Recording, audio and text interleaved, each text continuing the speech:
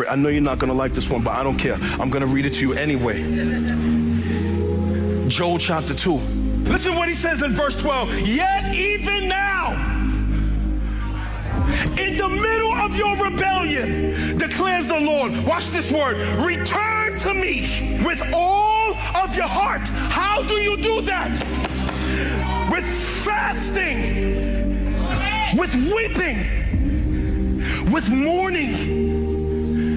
Break yourself, shed tears, cry over the issues of your heart. Come to me and tell me how far away you are. Tell me you're cold. Tell me your prayer life sucks. Tell me you don't read. Tell me you're far away. Tell me, return to me with fasting and weeping and mourning. And I like verse 13, rend your hearts and not your garments. I don't want your empty praise, and I don't want no dead service. I want your heart. He says, break your heart, pour out your heart. Watch this. Wring out your heart.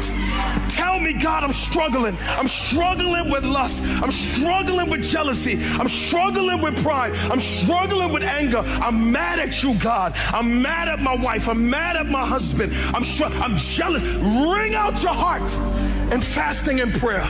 Return to the Lord your God.